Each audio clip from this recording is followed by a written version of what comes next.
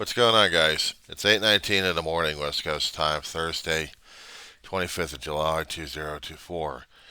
An article popped into the New York Times. I've been working on this for a while about California and a homeless situation because of the Supreme Court decision that turns homeless people into non-citizens, basically. Governor Gavin Newsom, the same. I'm having a problem with him now. And the decisions he made for the homeless. He's basically turned them into California doesn't want them or know how to take care of them. Originally, he'd been trying to get some housing and portable housing, some things, programs going on in the state of California.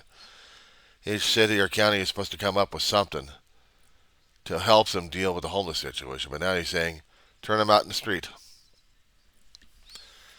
According to the articles that he has been posting left and right, I've been trying to get them PDF'd so I can preserve it. But he's turning homeless people worse than NIMBY. He's kicking them out into the street worse than anything else. So, yeah, I got a problem with this.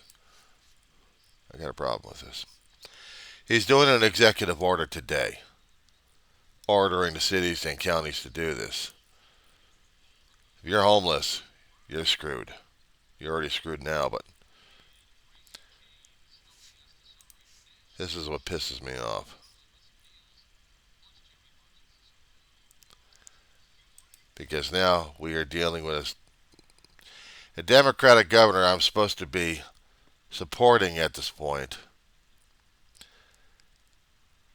is now forced by the Supreme Court of the United States to turn the homeless encampments inside out, destroying them. They're no longer wanted in the state of California.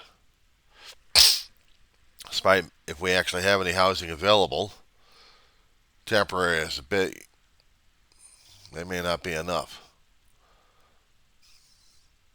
And if there aren't enough housing out there for the homeless, let alone for those who are still struggling trying to find housing in California, Gavin Newsom made the decision of turning the homeless even worse off.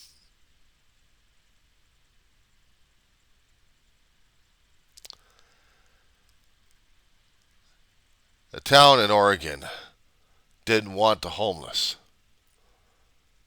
Turned their place upside down. Advocates tried to fight this all the way through the Supreme Court and lost.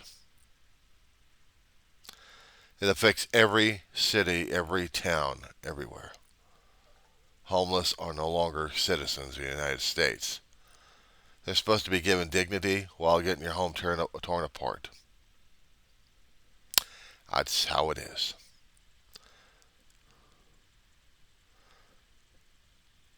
So now, Congress doesn't give a shit. They never have. Not this particular Congress anyway.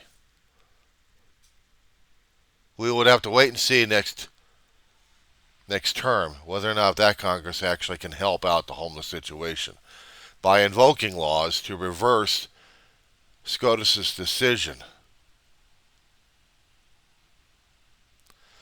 We have just turned people who become homeless into worse.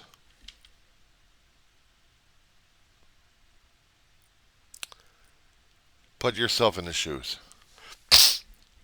You have everything that you think you have. Money, family, housing, transportation, a good job. What else could there be?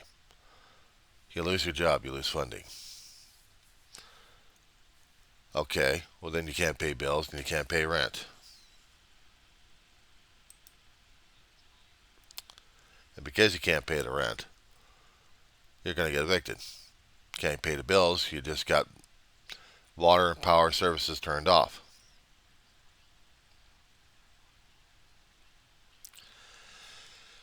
Car's starting to act up. Now you can't transport yourself anywhere else. What do you do? Depend upon family, right? Sorry, can't deal with you. What are you going to do? Get a knock on the door. Sheriff's Department, got an eviction notice. Or LAPD, eviction notice. You got 5 minutes, pack your trash, and get the hell out of here. And I am not kidding. This happens to a lot of people every city, every day. These guys have to deal with it on a constant basis. And they'll have to get more support by dragging people out of their homes. And to turn them into the streets. If they don't have any cars or any other kind of transportation, they're screwed. But in their particular area, they are out. And nobody cares. You have the counties who are asking for paperwork that you have to run across town to get. It'll take about 2 or 3 days if you're lucky enough to get life support. Housing, maybe 2 weeks if you're lucky. If you're lucky. If the vouchers work and if the facilities are there. Maybe you've already been using up a lot of your savings, that you don't have the savings necessary. Or maybe your savings is way much more than what the county will take care of you with.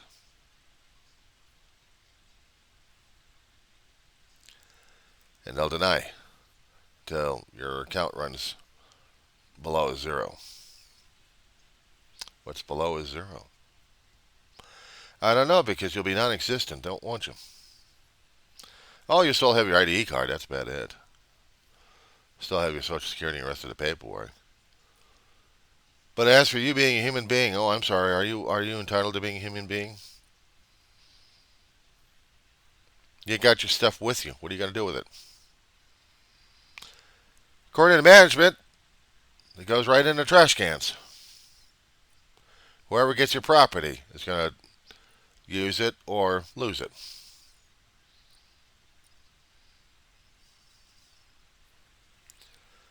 Some people are actually stealing carts left and right without the locking mechanisms on there to put their stuff on.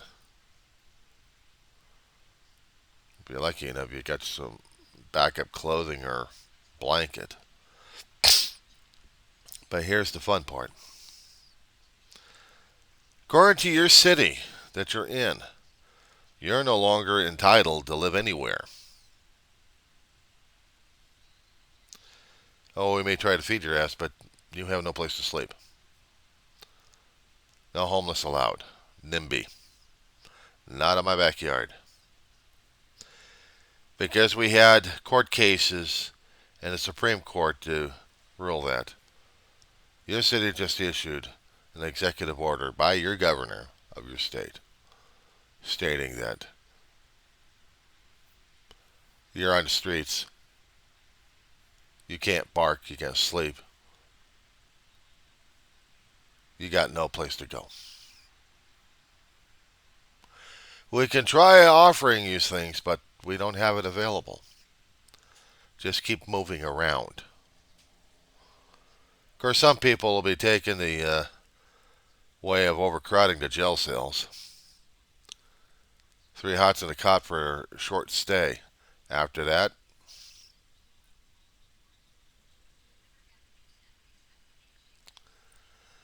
so right now on KTLA Morning News, he's going to be issuing this thing, and I got to catch it on tape, both audio and video.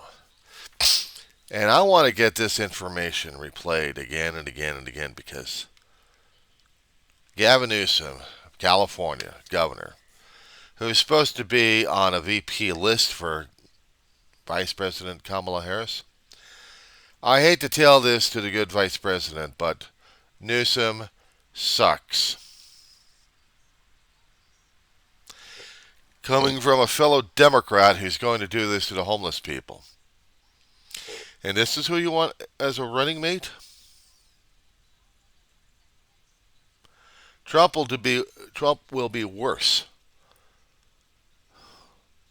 But having Newsom doing this kind of action torpedoes any kind of future politics he may have of trying to run for representative, Senate, let alone presidency.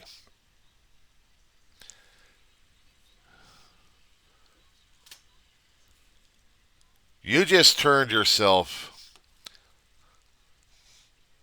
into something you don't want to be, Newsom. I live in Trumplican territory. I live in Trumplican territory. I can't believe this shit's happening anyway. But it's happening. Right here, right now. So, on this day of July 25th, 2024, it's 8:30 in the morning on a Thursday, we are going to hear about Gavin Newsom and his announcement. I have it on KTLA Los Angeles Market Station here. Commercial on right now. So I'm putting this on my station here. And I'm going to put it out there like crazy. I'll even send something over to Kamala Harris on this one.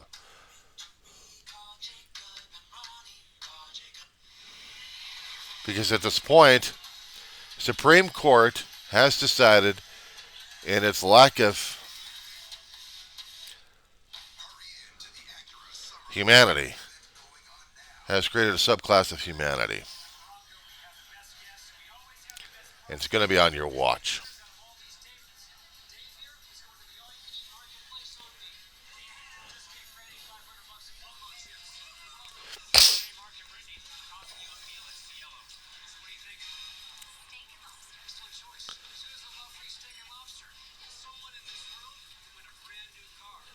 Give me a break.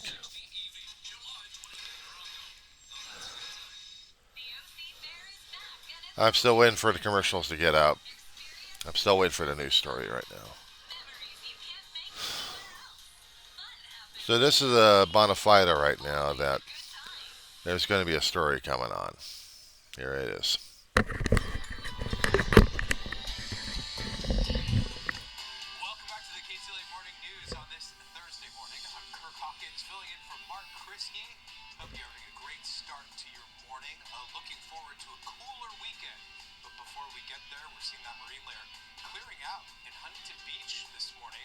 67 expected along the coast. 90 in downtown LA. 107 in the San Fernando Valley. Orange County looking at a high of 91. 102 in the Inland Empire and 108 in the high desert. Well, we're tracking windy conditions, a chance of showers and thunderstorms, but most importantly, Ginger, today is National Wine and Cheese Day. I feel like that's a pretty good one. Hey, good morning to you guys. Good morning, everybody. Whatever it is that you're doing this morning, we're certainly here to help you out, especially for the one outstanding signaler that could be here for a long time. We're talking about a great real-time traffic map so you can see the location, okay? 210 East at Pepper Avenue. I mean, look at those extensive delays. So what we're seeing, the purple line shows us that all those eastbound lanes are closed, right? This is a fatality investigation. Now, we saw earlier some of the vehicles that were sideways that were there to, of course, protect the investigation. The thing is, it sounds like maybe the far right lane is open. I think that they're going to shut it down again. It's really to let the flow of traffic through. So those who have been stuck here for such a long time need to get to work, wherever that they need to go, and then maybe they'll shut down that far right lane again. So now you know hitting that stretch of the 210 is going to be tough. 710 southbound side right at about the 5. They're going with a wreck that's now in lanes. It looks like or sounds like maybe 3 cars there. This tends to be a tough spot to see green lights. Hey, that's nice, but the northbound side is busy. 5 south at Washington Boulevard, that car that's now facing the wrong way in the left lane. Your southbound side, if it starts to get busy, you've got Telegraph Road, but the north, I mean, even then, it's going to start to fill in with our friends who drive big rigs and, of course, all the signals that you may be sitting in. But at least it's an option, right?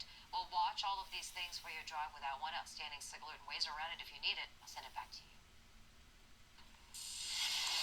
Ginger, thank you. Breaking news later today, Governor Gavin Newsom expected to order local leaders to begin dismantling homeless encampments. A move expected to affect tens of thousands of people across California. KTLA's Omar Lewis live now in Hollywood this morning with the details. Omar, good morning. Yeah, good morning. We're just breaking down those details, taking a look at that executive order that's expected to come down later today. And really, it's aimed at dismantling thousands of homeless encampments, just like the one behind us here on Hollywood Boulevard. This morning, we can tell you that this move follows a landmark Supreme Court decision urging leaders to tackle this issue. And today, Governor Gavin Newsom is rolling out a plan to dismantle homeless encampments, acting on that recent Supreme Court ruling that gives local governments more authority to clear them out. The governor will advise California cities and counties on how best to ramp up enforcement. State agencies will be providing 48 to 72 hours notice before clearing encampments, and personal belongings will be carefully bagged, tagged, and stored for at least 60 days. The Supreme Court's decision has left cities in a conundrum, weighing the need for enforcement against the rights of those who have nowhere else to go.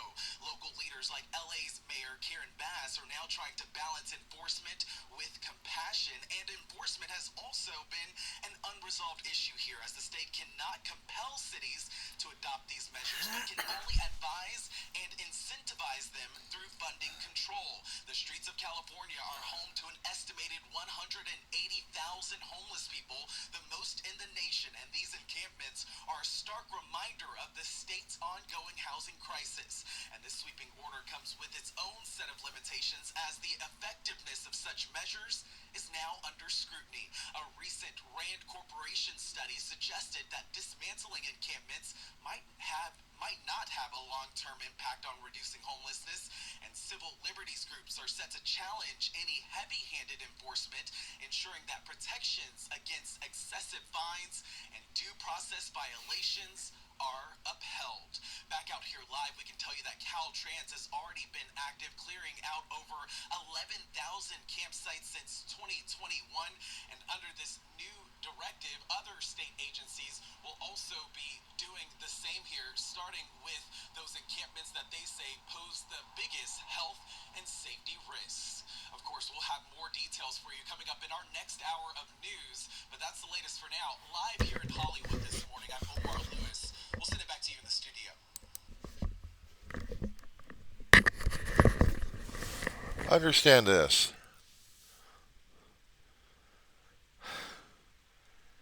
When you get to be put into that subclass, you're a looked down. You're frowned upon. You're pushed around. You're lucky enough if you can actually go over to food giveaway places as soon as you hear from it.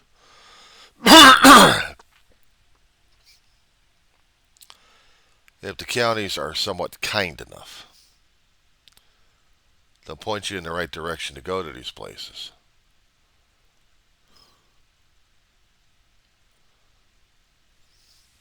Out here in the Antelope Valley, California, we had several places that do the food giveaway, mostly in Lancaster, very few in Palmdale. Church giveaways mostly. We have ministries out there doing as best as they can. A resource center out near the edge of Lancaster is a hub of information that they gather from everybody. But they have very little places for people to sleep. We are cooking out here. Triples. Which means if you're barefooted, what they talked about concerning about that traveler through Death Valley, it was a foreigner.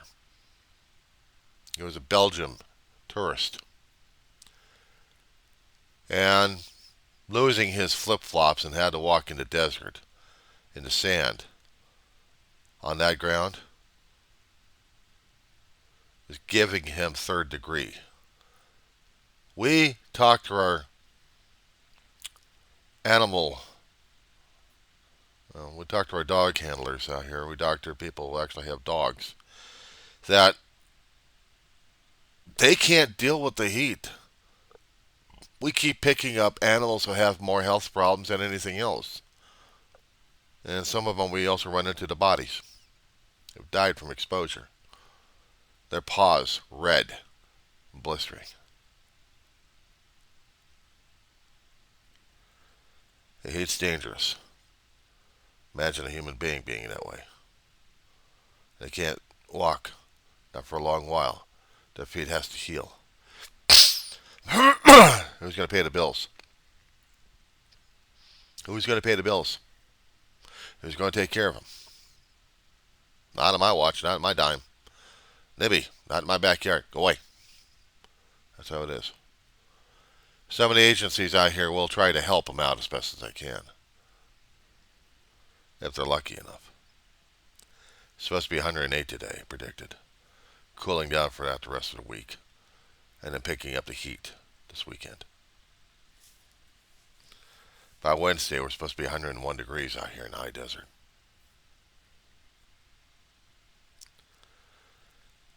This absolutely makes me sick to my stomach. That I don't know how to address it. How do I begin to talk about it? Knowing that one day I'm going to get a pounding on the door. I'm going to get them on the door. I'm going to have a notice on that door telling me I'm going to get evicted for one reason or another. I pay my bills as best as I can.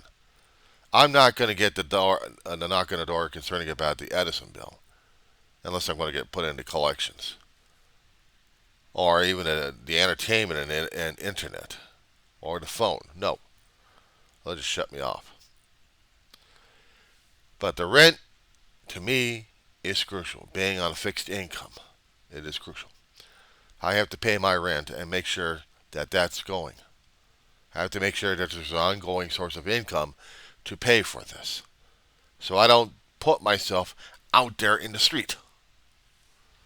Even this hot weather, I've got no place to go. Except under air conditioning. I have to be worried about it on a constant basis. I don't want to be out there. I've been there, done that. No thank you.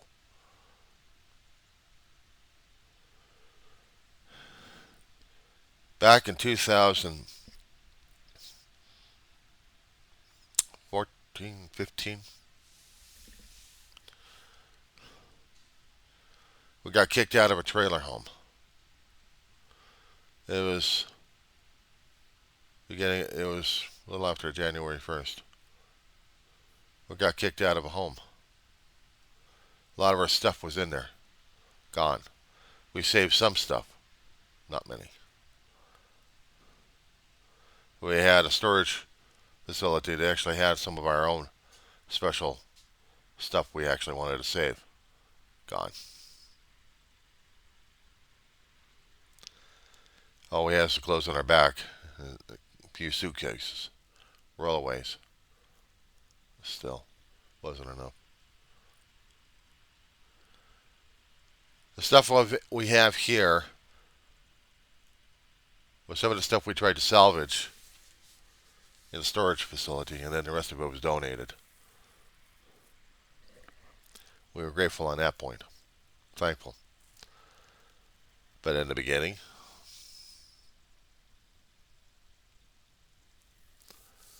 I made videos about this one. About how it is to lose your stuff because of poor choices made, decisions that were the wrong ones, and then actions taken where you become homeless. Or my brother and I had become homeless. We had a car that was already broken down. We had to borrow a truck, a rental, keep our stuff in it while we kept bouncing from place to place. But the first night we went to a meeting, slept overnight. Wasn't fun. We were still on a rental, still covered under a period, and then we took the truck out to a local Salvation Army, grab grub, get some assistance because my brother was a veteran. There was a veterans group looking out there trying to find a place. And they said they actually found a place, but it would take about a month. We'd gotten an overnighter, but that's about it for a voucher. And we had to bounce. What little funds we actually had and had to keep borrowing from everybody else. We had to live in a motel room. Go place to place to get food. Take care of our two dogs we actually had.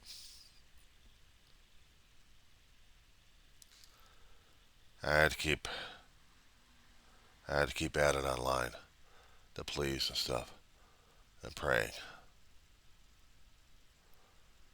Because when the money didn't come in, we were out. We were out.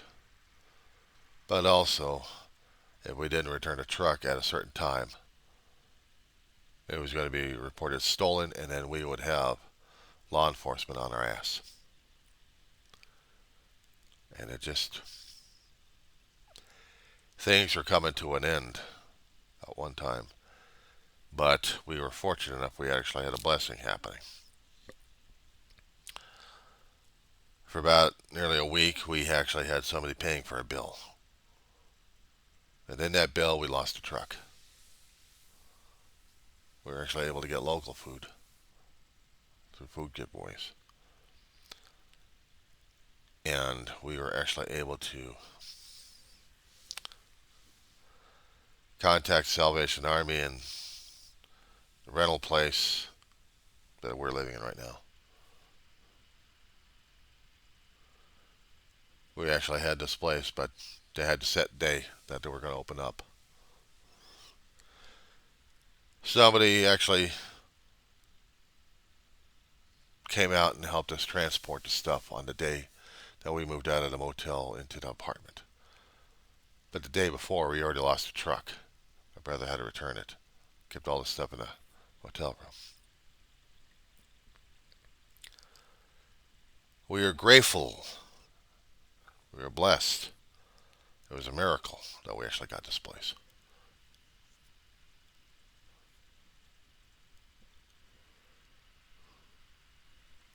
We held on to it. He passes away after 3 years living here, and then back in 2018, and I'm still here. Still home. A roof over the head. Home's where the heart is. Well, my heart's been broken so many times. Not even funny. So I'm trying to feel okay about it. I'm not, but I'm trying to be okay about it. I still have one dog surviving.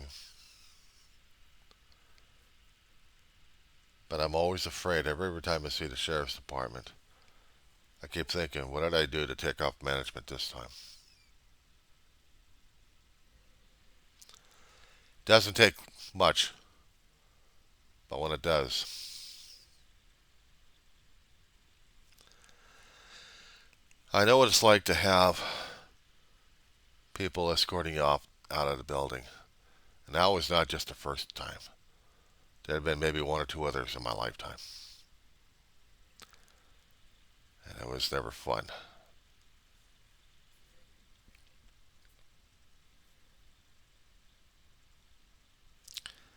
So for right now, I got to be grateful of what I have. But for the decisions being made right now, I sure as hell ain't.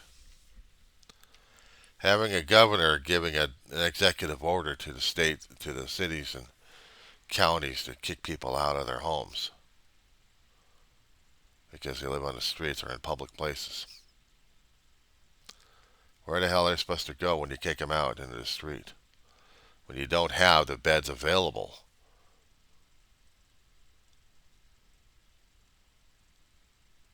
Where the hell are you supposed to go? What are you supposed to do? And how are you supposed to live? My mother would have never lived on the street. She would have had it. Never. My brother, he had been on the streets. He barely survived. I had a taste of it. I'm not going back. I'll fight tooth and nail if I have to. And I'll regret the things I probably said. So how do we deal with this? You tell me with both know.